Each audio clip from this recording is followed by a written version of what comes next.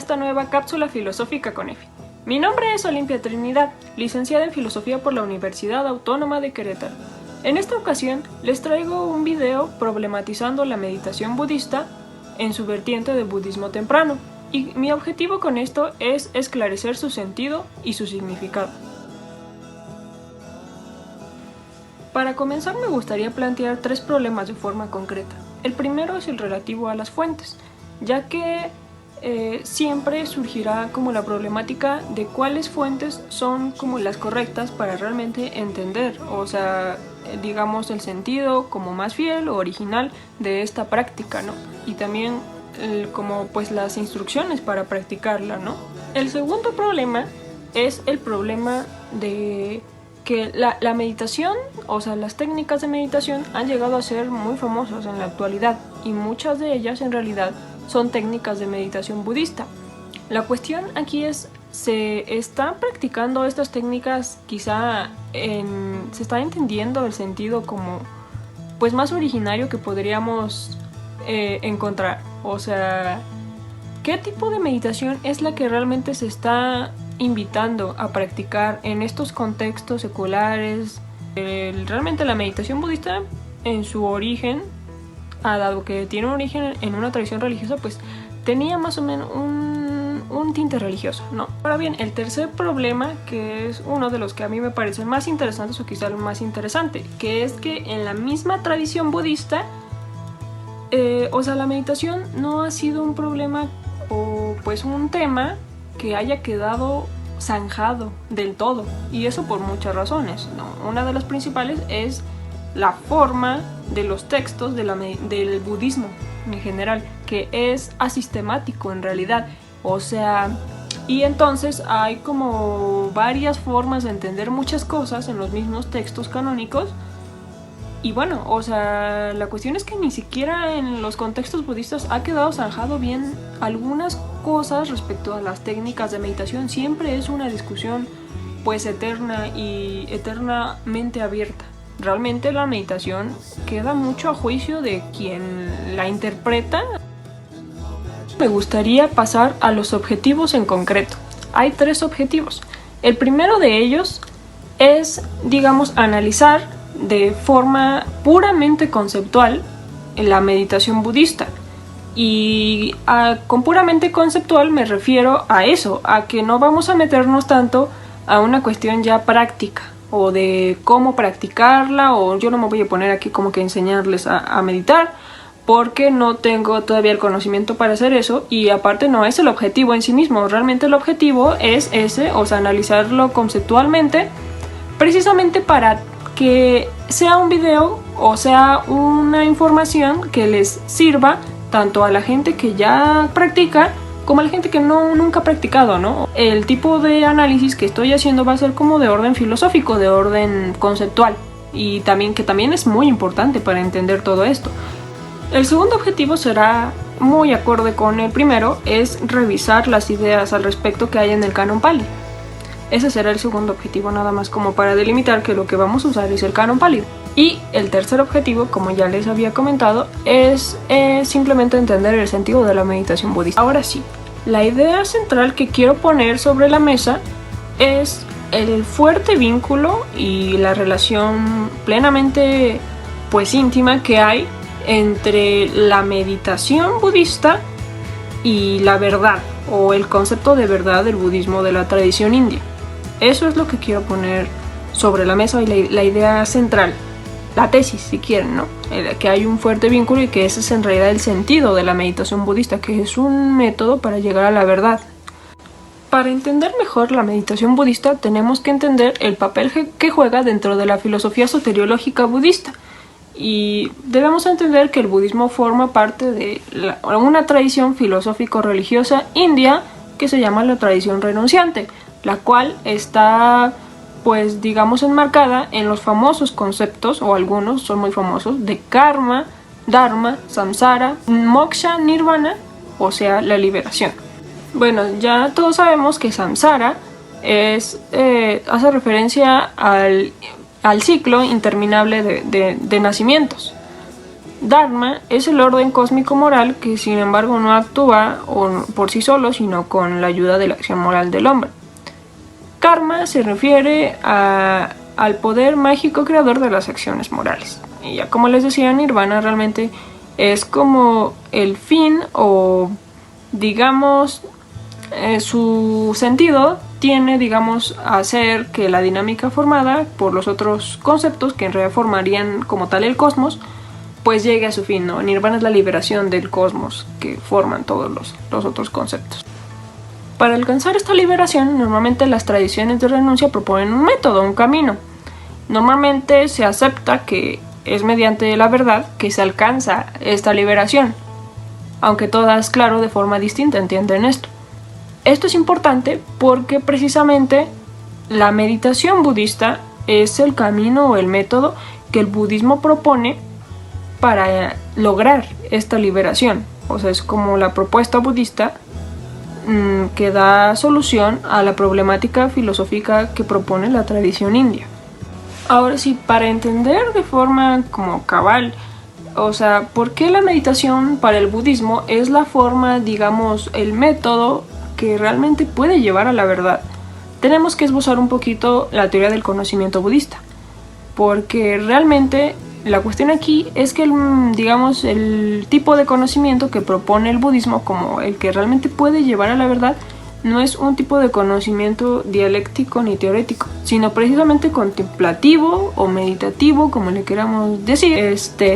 Y esa como tipo de nociología, epistemología contemplativa está dada por los conceptos muy famosos, algunos de, por ejemplo, uno es jhana o dhyana, en sánscrito es más conocido, pero en pali es jhana.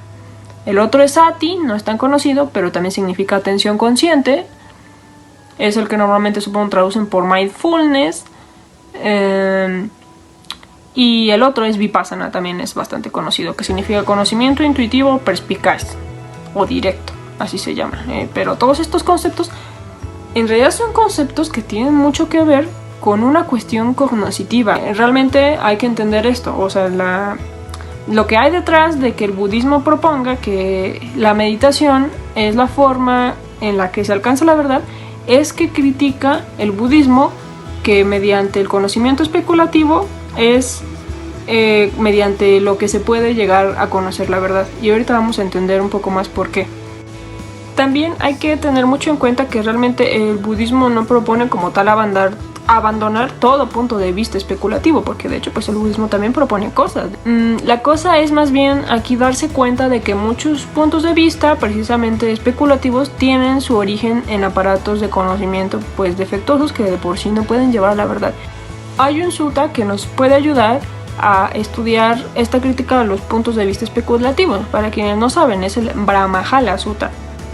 Nosotros lo que queremos rescatar de este sutta de forma sencilla es que ahí se muestra cómo son tenidos o los puntos de vista filosóficos en general y cómo también es tenida las prácticas de meditación y el hecho interesante de que se les da, digamos, un valor nociológico, o sea, porque de hecho en ese sutta hay filósofos, o sea, los brahmanes u otros ascetas que digamos, proponían ciertos puntos de vista, digamos, filosóficos y los fundamentaban en lo que ellos habían conocido mediante las técnicas de contemplación. Entonces realmente estamos viendo aquí que realmente las técnicas de contemplación sí fungían como una especie de... pues sí, tenían validez epistemológica, o sea, tenían como validez en tanto que validaban, o sea, un punto de vista o una verdad, o sea... Y al final de cuentas, en este sutta lo que Gautama termina haciendo, Gautama el Buda, es terminar de criticar todos los puntos de vista especulativos o cualquier punto de vista que esté basado en las 6 bases del contacto, que para que lo entendamos más rápido, entendámoslo así, como los 5 sentidos. Y realmente, bueno, así lo puse para que lo entendamos rápido, pero es un poco diferente la forma en la que entiende el budismo los 5 sentidos, no es como nosotros, porque para empezar, para el budismo son 6, ¿no? O sea, realmente ahí la cuestión es que la mente también es un sentido que aprende como objetos mentales, ¿no? pero precisamente el budismo, o sea, critica todo punto de vista que surja de los 6 sentidos para el budismo, que también uno es la mente, es criticable, porque todos esos aparatos de conocimiento se revelan como defectuosos. Y en parte, y primigeniamente, esta desconfianza sí viene de este presupuesto de la tradición india, de la tradición renunciante, de forma particular, de que el universo, de que el cosmos surge de la ignorancia. Entonces, si se fijan, eso presupone o predispone mucho, o sea, los filósofos, a que en lugar de confiar como que en las facultades del conocimiento humanas, en realidad las desconfían. Y entonces, en vez como que de ponerse a estudiar el mundo a partir de ellas, o sea, lo que hagan sea más bien como un análisis así como de, pues, de estas como facultades, como que para intentar ver, o sea, de si de alguna forma se puede como mejorar esas facultades o simplemente eliminarlas, o sea, y encontrar como la verdadera forma en la que se puede aprender la verdad de las cosas, ¿no? Entonces, esa es una, ¿no? Este presupuesto. O sea, es en calidad de presupuesto. Realmente quizá ahí no hay como tal una razón. No están dando razones, ¿no? Otra razón por la que se desconfía está en otra doctrina, que es en el origen dependiente. Porque el origen dependiente, uno de los eslabones también más importantes del origen dependiente es la conciencia y nombre y forma, que si te pones a analizarlo es como una especie de ontología nominal. Y todos sabemos pues el problema de conocimiento que implica pues una ontología nominal, o sea que realmente lo que se conoce de las cosas son nombres, o sea, son puros nombres y no estamos conociendo realmente la verdad de las cosas, ¿no? Entonces ahí es donde podría haber como una fundamentación de por qué el budismo desconfía de la forma en la que normalmente interactuamos con las cosas y cómo queremos conocerlas, ¿no? Porque realmente no estamos conociendo la verdad. Entonces, y precisamente aquí también es donde entra como que la meditación, ¿no? Porque la meditación es una técnica donde progresivamente pues se abandona la conceptualización, y es que realmente es eso, ahí está. O sea, la cuestión para ligar como la teoría del conocimiento budista con la práctica meditativa está en el problema de la conceptualización y de la teorización. Entonces, ya con esto que hemos entendido, o sea, podemos realmente llegar a saber que realmente los conocimientos alcanzados por las técnicas de meditación no pueden ser ni corrientemente racionales ni corrientemente sensoriales.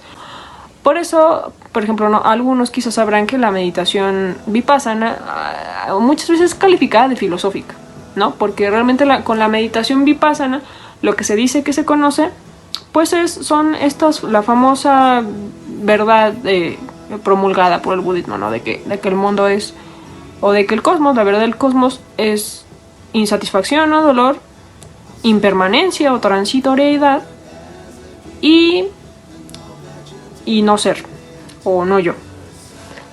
Y sí, o sea, sí se conocen estas cosas y por eso la gente dice que es una meditación filosófica, porque pues esos son conceptos filosóficos según algunos, pero no es tan sencillo el problema. O sea, no es como que vipassana, porque realmente si te pones a pensarlo, vipassana, o sea, con vipassana no estás haciendo un tipo de ejercicio filosófico en el sentido en el que nosotros haríamos como un análisis conceptual y un análisis lógico y un análisis precisamente teórico, donde buscamos un principio. O sea, no es así. O sea, realmente es otro tipo de conocimiento, y realmente a lo que podemos llegar, sea jnana, sea sati, sea vipassana, es precisamente el concepto que las une. Es el concepto de conocimiento contemplativo intuitivo. Y es para adquirir este conocimiento, esta intuición contemplativa, que la meditación es tan importante. Porque ya, o sea, es que ese es el meollo de la meditación budista, realmente. Adquirir esta intuición contemplativa de la verdad. Y esa intuición contemplativa no se puede lograr mediante otra técnica. Por eso la meditación es absolutamente central en el budismo, al menos en el budismo temprano. Y pues en conclusión, esa es básicamente la idea a la que quería llegar y la que quería pues fundamentar, y creo que es muy clara. Realmente aquí pues lo central fue de alguna forma desplegar la teoría del conocimiento budista. Quizá no podemos ahondar tanto en cada técnica contemplativa y en sus problemáticas porque es demasiado. Porque como ven, realmente sí hay cosas bastante complejas detrás. No se trata solo como de relajarse y sentirse bien, obviamente. Creo que aquí ya demostré que realmente o sea, el problema es muy filosófico en el sentido de que tiene que ver con la verdad. Ahora bien, desde luego que toda esta información, como yo la sistematicé en el Canon Pali y todo eso, pues es discutible porque, como ya les dije desde un principio, la filosofía budista es sistemática y entonces realmente muchas de estas cosas de cómo uno construye esto pues es una interpretación, ¿no? Realmente este video es precisamente para también dar la pauta a el diálogo y la discusión al respecto, porque como ya les había dicho, realmente es el pan de cada día en los foros budistas, en las comunidades budistas, la discusión sobre la meditación. Entonces, eso es todo de mi parte, eso es lo que les quería compartir porque me parece un tema bastante importante, dado lo famoso que se ha dicho pues la meditación budista, ¿no? Pero creo que está atravesada por un montón de ideas que sí son importantes pero no son lo esencial, ¿no? Y en cierta forma pues se pierde un poco quizá al final de cuentas el sentido de esta tradición, ¿no? Pero bueno, muchas gracias por escuchar, espero que les haya gustado y hasta la próxima.